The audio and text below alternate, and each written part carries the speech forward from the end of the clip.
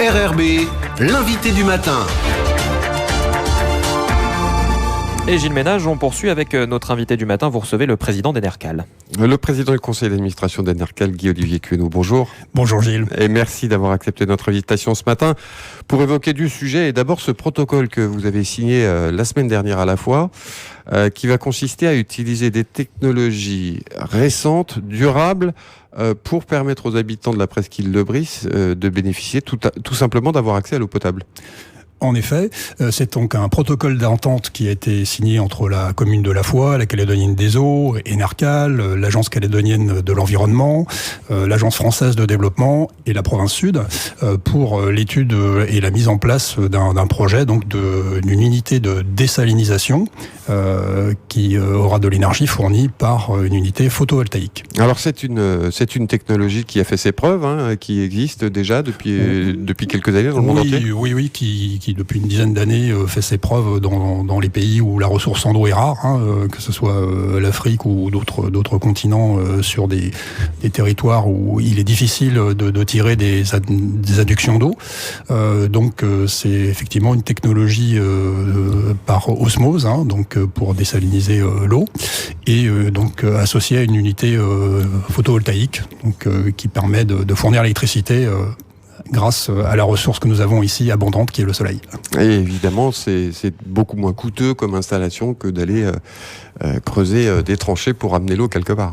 Tout à fait. Donc là, les travaux seront effectivement étudiés par l'ensemble des partenaires qui ont été cités pour ce protocole d'entente. Le but, c'est effectivement de pouvoir amener à la presqu'île de Brie, notamment les lotissements Carmor et Grand Large, qui sont quelque peu excentrés, de façon à avoir de façon autonome leur production d'eau. Ça veut dire que les gens de la presqu'île de Brie seront l'eau courante à quelle échéance ? Alors, ça sera relativement rapide à mettre en œuvre. Là, je ne peux pas m'avancer sur le calendrier des travaux parce que le protocole d'entente vient d'être signé. Les travaux vont commencer, les études vont commencer, mais ça va être mis en place très rapidement. Un dernier mot sur ce projet, Guy-Olivier Queneau. C'est un projet pilote qui a lieu à La Foix, qui va être installé à La Foix. En gros, si ça marche, ça pourrait concerner de très nombreux endroits en Nouvelle-Calédonie où il y a des problèmes d'accès à l'eau.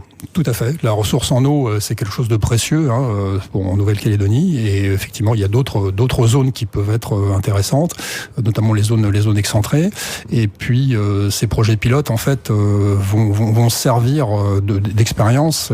Et c'est très important, encore une fois, sur des zones comme La Foix, comme cette région-là, qui est une zone pilote, notamment pour Enercal, parce que beaucoup de premières fois ont lieu autour de cette zone-là. Je cite la ferme agri-solaire de Focola, la centrale solaire de Watom avec stockage. Ce sont des premières en Nouvelle-Calédonie. Et ce projet-là, sur la presqu'île de Brie, ça sera aussi une première.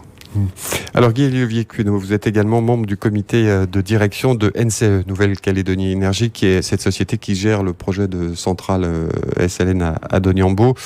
Comité de direction qui s'est réuni la semaine dernière, je crois. Alors, où est-ce qu'on en est de ce projet ? Est-ce que ça va voir le jour un jour ou l'autre ? Bien sûr, il suit son cours. Donc, l'appel à manifestation d'intérêt pour un producteur indépendant d'électricité est en train de se terminer. C'est terminé. Nous allons passer à la phase d'appel d'offres, comme prévu dans le planning. Alors, il faut peut-être rappeler aux auditeurs comment ça fonctionne. Vous avez demandé à des industriels, à des producteurs d'électricité, de venir en Nouvelle-Calédonie, de construire la centrale et de l'exploiter ensuite. Oui, ça a été donc la décision du comité de direction de Nouvelle-Calédonie Énergie. Je rappelle qu'il est constitué à 50% de l'Agence calédonienne de l'environnement, 40% Enercal et 10% la SLN, pour justement travailler sur ce projet de centrale afin de fournir l'électricité au meilleur coût possible de la SLN. Et il a été choisi l'année dernière d'orienter le projet vers un producteur indépendant d'électricité afin que... Ça, c'est un changement de stratégie. Un changement de stratégie afin que le coût soit supporté par le producteur privé qui aura ce projet et pourra fournir à la SLN donc une électricité à un prix optimisé. Ouais, pourquoi il fallait changer de stratégie? Parce qu'il était urgent de ne pas se tromper, c'est ça? Il était très important, il faut de prendre en compte tous les paramètres actuels. Il faut savoir que notamment dans le domaine de l'électricité photovoltaïque, lorsqu'on a commencé à se pencher sur ce projet de NCE, l'électricité était 6 à 8 fois plus chère pour un panneau photovoltaïque. Actuellement, on a de l'électricité qui peut sortir à 4 francs du panneau, donc une électricité peu chère et avec une trajectoire descendante. Et donc ça nous a permis d'optimiser les solutions possibles et de demander à ce que cette future centrale puisse en partie s'effacer au profit d'énergies vertes renouvelables, issues notamment du solaire, de façon à la fois à optimiser le coût pour l'industriel, ou les industriels à terme, de tout le territoire, et avoir une électricité vertueuse, et ce qui est un label aussi en termes international pour des producteurs de nickel. Ça veut dire que c'est une tentative de verdir le mix énergétique? Alors plus qu'une tentative, c'est une politique qui est mise en place. Je rappelle l'annonce historique de la semaine dernière faite par Monsieur Christopher Gilles, membre en charge du gouvernement en charge de l'énergie. 130 mégawatts autorisés pour du photovoltaïque. C'est vraiment le sens qu'on veut donner à la politique énergétique en Nouvelle-Calédonie. C'est un verdissement au profit de tous, à la fois au profit des particuliers et des industries ou des sociétés qui viendront s'installer en Nouvelle-Calédonie. On sait que la SLN a besoin de réduire ses coûts. Ça fait partie du plan de sauvegarde qui a été négocié. C'est urgent pour elle de payer son électricité moins cher. On voit bien qu'elle est en grande difficulté. Tout à fait. Et c'est vraiment tout l'objet de cet appel d'offres qui est en cours de lancement maintenant, puisqu'il y a Ça veut dire qu'il y a des industriels qui ont répondu à l'appel à la manifestation d'intérêt. Il y en a un peu plus d'une dizaine. Donc, une dizaine. Le marché intéresse le marché de la Nouvelle-Calédonie intéresse les producteurs d'électricité et notamment fournir l'électricité à la SLN. Donc ça c'est pas le souci. Donc le calendrier se déroule et il sera complètement terminé fin d'année prochaine, vers octobre ou plus tard.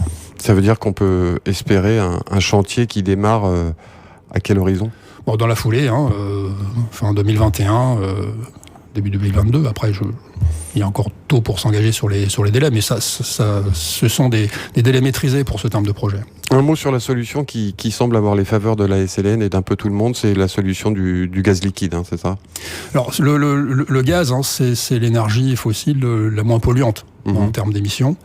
Et surtout, ça permettrait d'avoir des centrales qui pourraient, encore une fois, moduler leur puissance de façon à s'effacer devant de l'énergie verte qui serait injectée.